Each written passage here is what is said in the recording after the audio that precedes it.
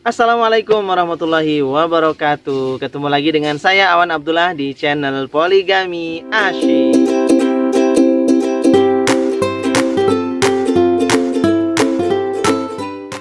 Oke, sahabat beriman semua yang dirahmati Allah di channel Subhanahu wa taala.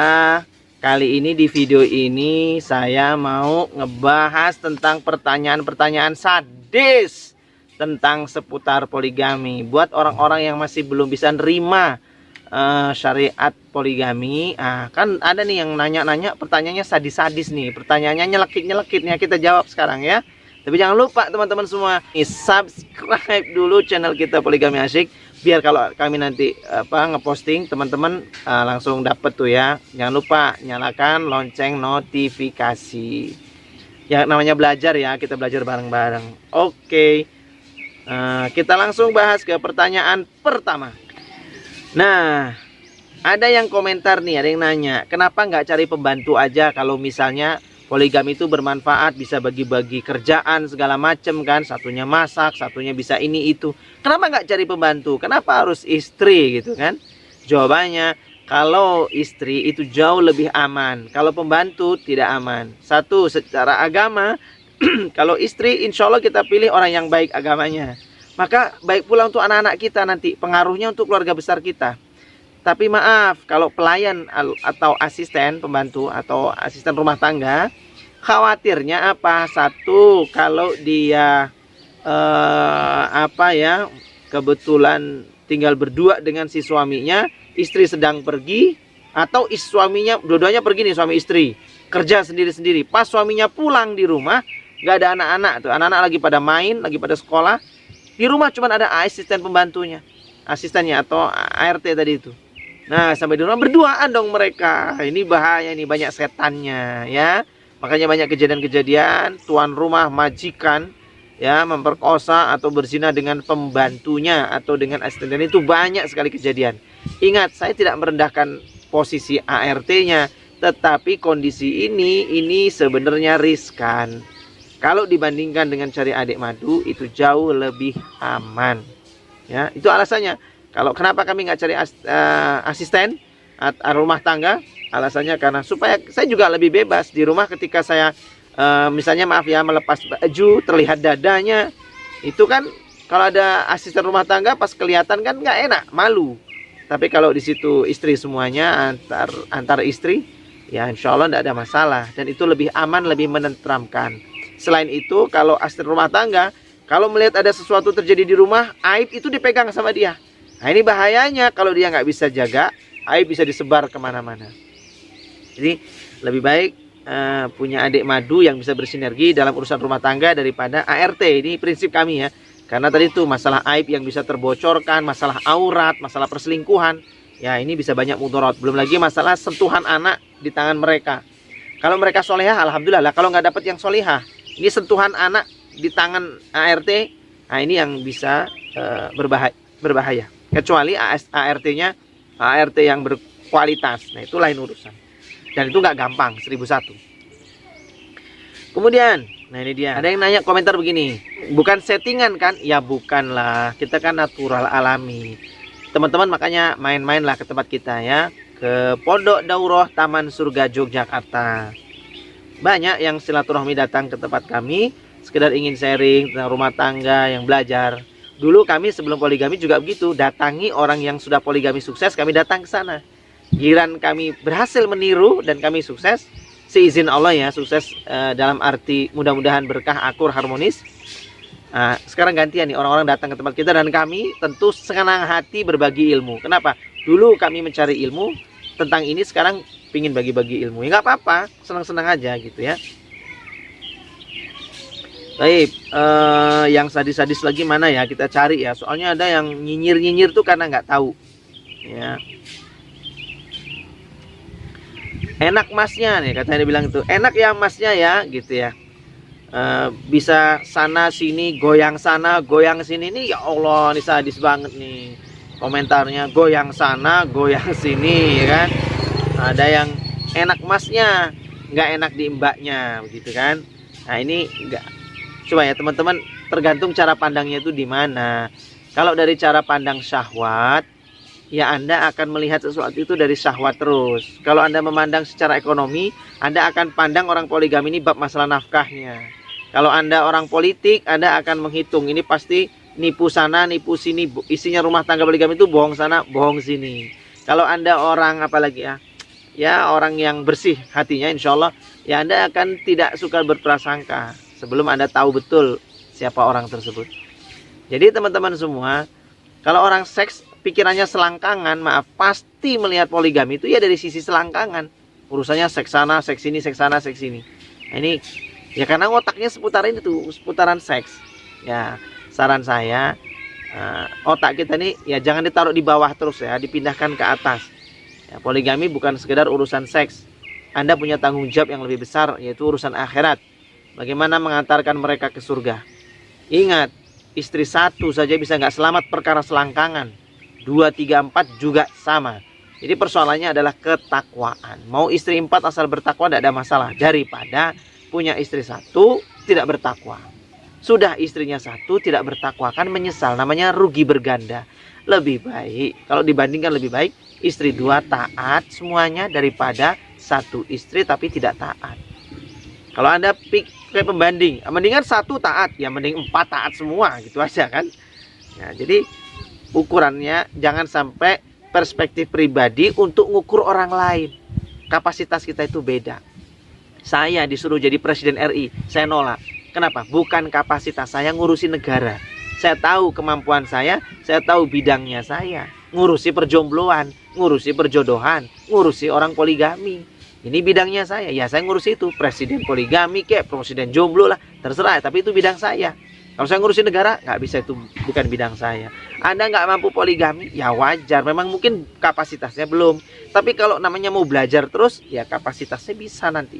Nah, makanya kita buat channel Poligami Asik ini biar belajar terus, gitu ya. Sama-sama, gitu. Karena kami prihatin dengan orang-orang yang poligami, tapi kok nggak bahagia, itu kan jelek. Masa syariat yang harusnya, syariat itu, kan kata Allah, yuridullahu bikumul yusra, wala yuridu bikumul usra. Syariat itu biar kamu tuh mudah hidupnya, bukan tambah susah. Poligami itu biar tambah mudah. Kok poligami tambah susah? Berarti ada yang salah cara menjalankan syariatnya, begitu. Oke, selanjutnya nih ya. Bagiku bukan penolong, tapi pemburu nafsu. Tuh kan, orang tuh kalau pikirannya seputaran nafsu, selangkangan, ya pasti komentarnya seputar itu juga. Nah, bagiku bukan penolong, tapi pemburu nafsu. Nah, alasannya nolonglah segala macam. Itu begitu. Kalau orang-orang nafsu, pasti seputaran itu terus. Nah, kemudian ada lagi mana ya? Nah, ini sukanya kalau hubungan seks, dukanya kalau nambah jatah istri. Seputaran ini nih. Karena emang otaknya berseputaran itu, pikirannya seputaran itu. Teman-teman nih, kalau orang ngurusinnya kayak umat, kayak Rasulullah, mau istrinya 9. Tapi Rasulullah, coba baik, Rasulullah nih ya, istrinya 9 yang hidup bersamaan itu ya. Istrinya 9. Apa tega Anda bilang misalkan Rasulullah pikirannya selangkangan? Rasulullah saja istrinya 9, tahajud gak pernah lewat, duha gak pernah lewat, puasanya luar biasa. Itu Rasulullah, sedekahnya jor-joran. Masa gitu mau bilang selangkangan? Kalau kita mau ngomentari orang masalah bab selangkangan itu, ya kita lihat gimana cara poligaminya. Oh, poligaminya emang cari yang semlohe. Poligami cari yang bahenol. Poligami cari yang gak paham agama. Cari yang benar-benar cuman modal seksi, cantik. Ya, yang memang carinya untuk kepentingan syahwat. Nah, itu silakan antum nilainya dia secara syahwat. Tapi kalau Anda melihat ada orang ini orang baik, suami istrinya soleh-solehah, banyak itu, kejadian itu banyak sekali. Jangan kita pandang dia selangkangan. Berarti Anda telah menuduh, dan tuduhan itu akan bertanggung jawab di akhirat nanti. Bisa jadi mereka nikah itu karena jadi si perempuan itu anak yatim. Anda ingin memuliakan dia, karena Anda tahu siapa tuh dia yatim piatu, siapa tuh dia janda yang sudah gagal nikah sampai 3 kali, sampai dia hampir putus asa. Orang tuanya datang kepada si laki-laki itu, misalkan, Pak Ustadz, tolong dong anak saya dinikahi, jadi istri kedua, ketiga nggak apa-apa, yang penting sama Ustadz. Selama ini salah terus, dia sudah trauma, stres Pak Ustadz gitu. Akhirnya sama si Ustadz ini, sama istrinya, dia berunding, istikharah beberapa hari, setelah mantap baru ta'aruf dan akhirnya menikah. Coba, bukan karena selangkangan, tapi kalau komentarnya Anda tentang selangkangan, Anda zolim, Anda fitnah. Makanya jangan menilai orang sebelum tahu betul siapa dia. Ya, karena itu akan dipertanggungjawabkan di yaumil akhir nanti. Nah, itu bab masalah komen-komen sadis. Mana lagi ya komen-komen sadis ya? Ada komentar nih, karena sudah paham maka poligami itu justru sangat mulia ya, karena yang bagi yang paham. Kalau yang nggak paham ya dikiranya menghinakan wanita, menyusahkan wanita. Coba deh teman-teman tonton video yang kedua istri saya bercerita tentang motivasi untuk yang sudah terlanjur poligami segala macam. Ya, manfaatnya luar biasa. Atau Anda tonton yang curhat belak-belakan tuh. Nah, itu artinya baik gitu. Alhamdulillah yang apa itu yang komentar kebanyakan bagus-bagus lah ya, baik-baik semua alhamdulillah. Insya Allah tidak ada yang jelek-jelek ini komentarnya. Ya karena kalau teman-teman belajar pakai ilmu insya Allah dan tahu dan mengedepankan baik pikirannya, hatinya baik, maka memandang sesuatu itu pasti kebaikan gitu ya. Sebagai penutup ya, teman-teman ingat nggak kisah Nabi Isa alaihissalam ketika berjalan, Nabi Isa alaihissalam dengan murid-muridnya, lalu di perjalanan itu melihat ada bangkai keledai. Lalu kata murid-murid Nabi Isa alaihissalam mengatakan, bau, jijik, gitu ya. Iya, ada yang busuk segala macam komentarnya. Tapi Nabi Isa alaihissalam komentar apa? Komentarnya, Masya Allah giginya keledai ini putih banget. Gitu. Nabi Isa melihat bangkai tadi itu yang najis, dia lihat yang positifnya. Lihat giginya keledai, Masya Allah putih bersih. Nah itulah menandakan kalau orang yang hatinya bersih, maka dia akan memandang sesuatu yang dilihat kebaikannya. Tapi kalau yang dipandangnya hatinya masih kotor, maka dia melihat sesuatu yang mesti mencari yang kotor-kotor-kotor. Seperti kisahnya Buya Hamka. Ketika Buya Hamka ditanya nih, wahai Buya Hamka, ketahuilah sesungguhnya pelacur-pelacur di Arab itu pakai cadar loh. Pelacur-pelacur di Arab. Lalu kata Buya Hamka, saya baru saja dari Amerika, gitu ya, kalau nggak salah negaranya Amerika. Saya baru saja dari Amerika.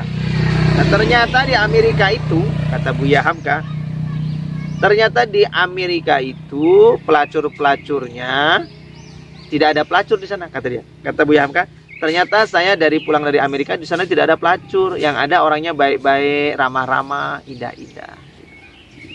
Baik-baik, orangnya ramah-ramah, cerdas-cerdas. Padahal negerinya kafir. Sementara yang bilang tadi apa? Di Arab negeri mayoritas Islam, pelacurnya cadaran. Lalu kata Buya Hamka apa? Saya ke Amerika, di sana negerinya kafir, tapi orangnya baik-baik semua dan tidak ada pelacur di sana.